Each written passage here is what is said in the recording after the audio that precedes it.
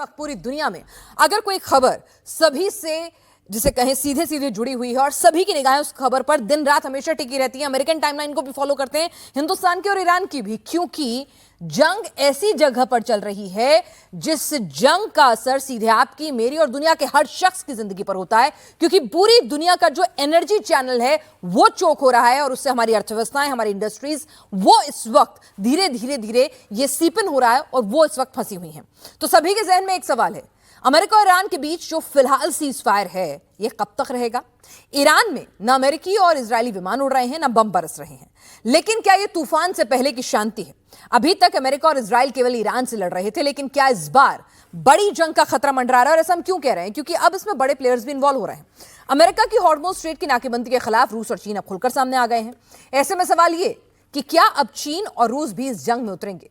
क्या इस जंग से निपटने के लिए ट्रंप ने कल पीएम मोदी को फोन किया? आखिर वर्ल्ड वॉर का कितना बड़ा खतरा हमारे सामने आ खड़ा है? क्योंकि वर्ल्ड वॉर ऐसा नहीं है कि कोई मुनादी पीटता है कि वर्ल्ड वॉर होने जा रही है। इसी तरह से छोटे छोटे फ्लैश पॉइंट्स बनते हैं, उसमें बड़े जो शक्तियां होती हैं, महाशक्तियां, वो एक को सपोर्ट करती हैं और इसी तरह से पूरा का पूरा दुनिया इसमें इन्वॉल्व हो जाती है। तो क्या ये जंग वर्ल्ड वॉर 3 की तरफ बढ़ रही है? और इस जंग को खत्म कराने में प्रधानमंत्री मोदी क्या अहम रोल निभा सकते हैं? हमारे साथ एक इंटरनेशनल पैनल होगा, वहां पर क्या हलचल है उनके स्टेट्स में, किस तरह के बयान आ रहे हैं, वहां के सूत्र क्या कह रहे हैं, ग्राउंड पर क्या वो महसूस कर पा रहे हैं, उनसे चर्चा करेंगे। लेकिन उससे पहले रिपोर्ट देखिए, फिर इस बात को आगे बढ़ाएंगे।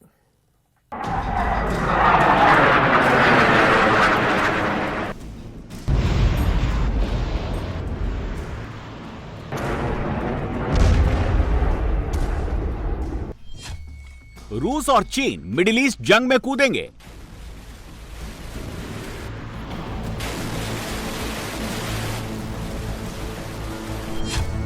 ट्रंप के साथ जिनपिंग और पुतिन का सीधा टकराव।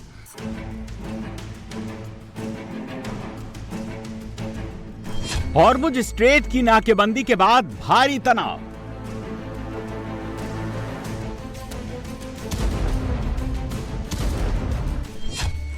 क्या पीएम मोदी रोकेंगे वर्ल्ड वॉर?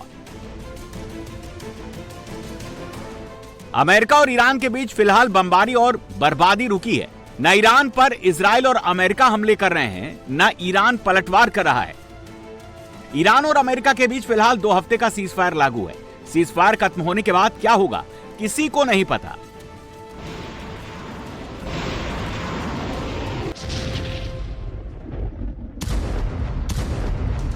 न ईरान झुकने को तैयार दिख रहा है, न अमेरिका का रुख नरम पड़ रहा है।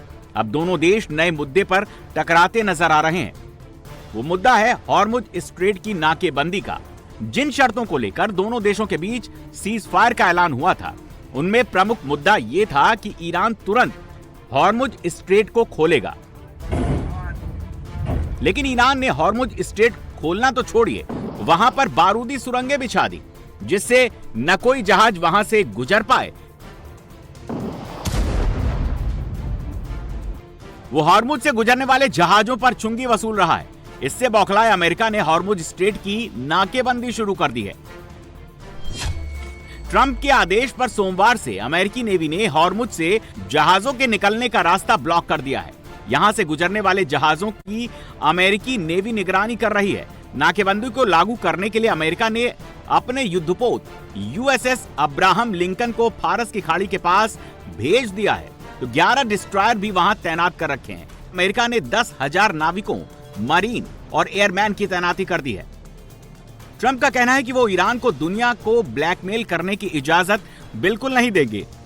Mr. President, as far as the naval blockade is concerned, what's the end game? Is it to force Iran back to the negotiating table? Is it to open up the strait so that gas prices ultimately come down? Maybe everything. I mean, both of those things, certainly, and more. We can't let a country blackmail or extort the world, because that's what they're doing. They're really blackmailing the world. We're not going to let that happen. And, you know, the amazing thing is we don't, can you believe this? We don't use the strait. We don't need the strait. We have our own oil and gas, much more than we need. We have more oil and gas than Saudi Arabia. Trump Hormuz को लेकर अपनी दादागिरी दिखाना चाहते हैं, लेकिन चीन ने अमेरिका की धौंस पट्टी के आगे झुकने से इनकार कर दिया है। चीन का एक जहाज अमेरिका की नाकेबंदी को तोड़कर हॉर्मुज से निकल गया। अमेरिकी नाकेबंदी लागू होने के कुछ ही घंटों के बाद चीन का एक टैंकर रिच स्टारी हॉर्मुज से निकला। अमेरिकी नेवी देखती रह गई। इस टैंकर पर 31,500 टन मिथेनॉल लदा है और ये ओमान की ओर बढ़ रहा है। यही नहीं, चीन ने अमेरिका को चेतावनी भी जारी कर दी है।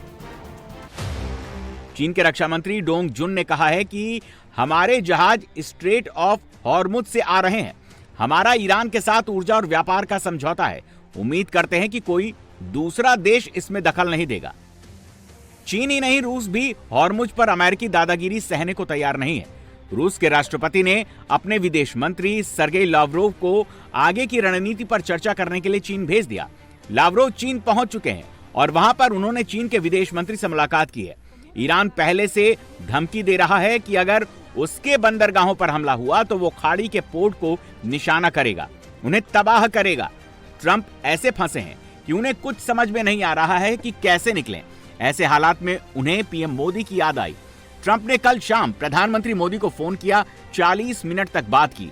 इस दौरान पीएम मोदी ने भारत की पोजीशन बिल्कुल साफ कर दी।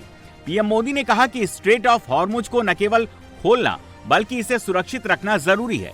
पीएम मोदी ने ट्वीट कर कहा, अपने दोस्त राष्ट्रपति डोनाल्ड ट्रंप का फोन मेरे पास आया। हमने विभिन्न सेक्टर्स में द्विपक्षीय सहयोग में हुए व्यापक प्रगति पर चर्चा की।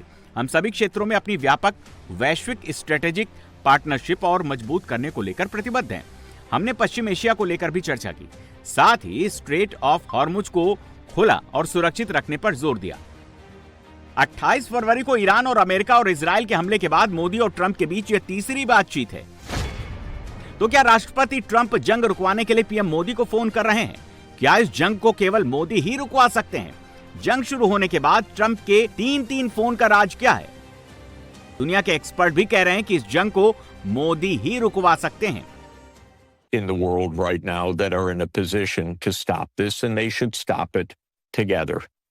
And that is Prime Minister Modi, President Xi Jinping, and President Vladimir Putin. They are the leaders of the other 3 superpowers of the world. Trump भले ही कह रहे हैं कि अगली बातचीत फिर इस्लामाबाद में होने वाली है, लेकिन ट्रंप को पता है कि हॉर्मुज की नाकेबंदी से पुतिन और जिनपिंग नाराज हैं। रूस और चीन जंग में कूद सकते हैं। ऐसे में मुसीबत से उन्हें नरेंद्र मोदी ही बचाएंगे।